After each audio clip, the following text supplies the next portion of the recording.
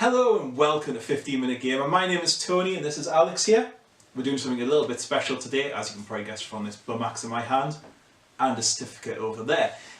There's a new charity auction up and coming, and we're going to film some of the items. We're going to talk a little about the charity work, about past charity work, and show off, about 8 items that we decided on. Yeah, unless it's an even or odd number, we haven't decided yet. And we're going to also show stills of all the other items that are up for auction as well, along with details of how we're going to do it, where it's going to be. Alex will fill you in on all that, and link in the description. So there's going to be a little bit of talking, and mainly lots of stuff. So Alex, let's talk about your past charity work. So in your hand there, you had, for raising £3,907.66 for cancer research. So Alex, do you want to tell me about the first time you raised money for charity? Yep, so just after Series 1 finished airing, I actually ran a quite successful charity auction. But as you mentioned just before, we raised £3,907.66 for Cancer Research UK Kids and Teens.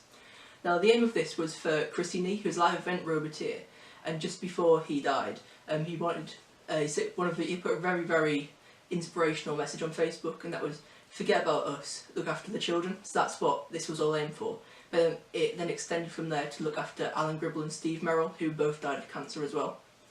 And so over 3 waves of auctions, we listed around 30 items or so, and that's what raised money for us. Cool, fantastic. What was the highest selling item? I believe it was Terahertz, one of his axe heads. That went for 410 quid. Wow, that's a lot of money. I will be bidding on some of these ones. I didn't say it last time, unfortunately. I am holding the bum axe here as well, which I'm sure will go for a lot. Hopefully so. You may have noticed different bum axe. We have 2 bum axes. There's one over there as well. So, this year you're raising money for someone slightly different, so do you want to talk about that? Yeah, so this year we're raising the money for TY Carried Africa, and they're a small charity based in Uganda, and they look after an orphanage, and their aim there is to cover the school fees for 73 children. So it's a good idea to try and give them sort of a boost in life, and actually so they can go and have quite a successful career, and not just, we've been very successful and very privileged in what most people in the UK have been given, and these people really haven't, so it's nice to give something back from a situation we're lucky to be in. It's a perfect charity, isn't it, really? Yeah. We were discussing that before.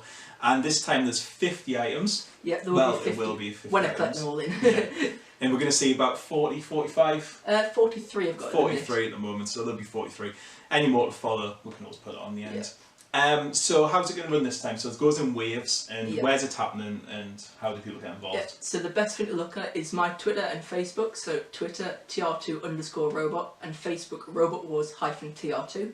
And every so often I'll be putting teasers out of more items, and also that's where you can find the link to the eBay page. But the main thing is going to be over 5 waves with 10 items in each. Going to be starting on Tuesday and finishing on the Sunday for the first 3 weeks, starting on the 25th of July. Then we're going to have a 2-week break. That's where we're going to run a raffle. So a lot of people said that, I can't really afford the big items, spend so much on terahertz, so much on beta. So that's why I've took that into account, and we're going to be running, I'm not sure on the price yet, but a raffle for 4 cue cards. So there'll be 4 winners, each signed by the 3 judges and Dara and Angela. So I just want to say a big thank you to Dr. Lucy Rogers for actually organising that for us. That's perfect. And then after that we'll be doing 2 more waves just to finish off with some big items in. Cool, and we're going to show about 8 items, as I said before, from different waves. Yep, so I think there's one from nearly every wave in there. Perfect, so all the details will be in the description, so I'll put your Twitter in there and that sort of thing. And now we're going to have a look at some of the items. Okay, so this is the first item we're going to talk about. These are the ends from Tombstone's bar. They'll be finishing on 7 o'clock on Sunday the 30th of July, starting on Tuesday the 25th of July. The unique thing about this is that Ray Billings, who's obviously the driver and owner of Tombstone, he normally only gives the ends from his bar to people that either break them or beat him. So they're a very special item, and that very rare as well. These were used on the red bar that is in the actual official BattleBots picture of Tombstone, and that's the bar that was used against Black Ice on the way to Tombstone winning the title. Perfect. So then, this is the second item we're going to talk about. This is Cobalt, the American version of Carbide. This will be finishing at 6:30 on Sunday the 6th of August, going live on Tuesday the 1st of August. So Cobalt had 2 fights out in America. The first time it fought Overhaul 2, where it went the aluminium on the side, it went through the front panel, so quite a good amount of damage done by the bar. But then he came up against Bombshell, who actually made it to the final of BattleBots, and he actually went in backwards against it, and that's where you can see the damage on the wheel when the actual bar on Bombshell took out the wheel, and that actually made him immobile. So moving on to our third item now, and it's another BattleBots machine, this time making the semi-finals, and that's Minotaur. So Team Reobots have sent over a signed t-shirt by Marco, the team captain, and Daniel, the driver. So Minotaur is obviously a very, very, very powerful machine with the drum on the front, causing a lot of damage to a lot of machines. So there you can see the Minotaur bull there. Obviously a very, very famous logo now attached to the Minotaur name. And hopefully you'll be able to... I want to fight it one day actually with TR2 or TR3. It's a very awesome machine. It is a very good robot. I like it. It just spins around on its two wheels, doesn't it? Absolutely brilliant machine. And there you go. Minotaur t-shirt. So starting and finishing 10 minutes after the Apollo side panels go live will be this Tornado side panel. Again, starting on Tuesday the 29th of August and finishing on Sunday the 3rd of September will be this very, very nice Tornado side panel. This was from Series 4 of Robot Wars, the original run, and it's got quite a bit of damage on there. So it's taken damage from the likes of Stinger, and it also fought Chaos 2 with the veteran of the wars. So following on from the Minotaur t-shirt, we have this very special Robot Wars House Roboteer t-shirt. This was donated by Anne Gribble after the success of the last auction, when we actually come around to doing another one. So you can see it's signed by all the original House Robot drivers. There's actually some illustrations on there with Securelot, Shunt and Dead Metal. On the back there's a nice Robot Wars logo with the House Robot name on there as well. So this is the item that everyone's been waiting for, and it is of course the Beta Hammer. So 7 o'clock on Tuesday the 5th of September this item will be going live, finishing on Sunday the 10th of September. The arm was actually used in the Nightmare fight out in BattleBot Season 2, and the head was from the Tombstone fight.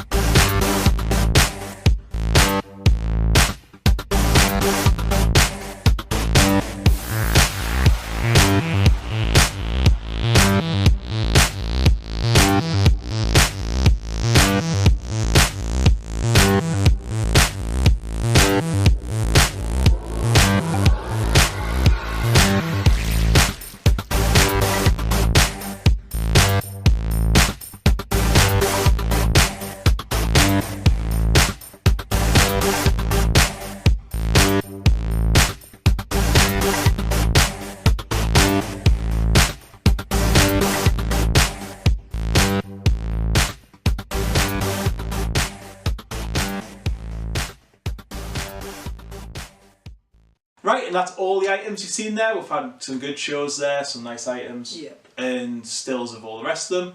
So remember, full details in the description below. Get bidding, and hopefully you win something. So it's goodbye from me. Goodbye from me. See you later. Bye.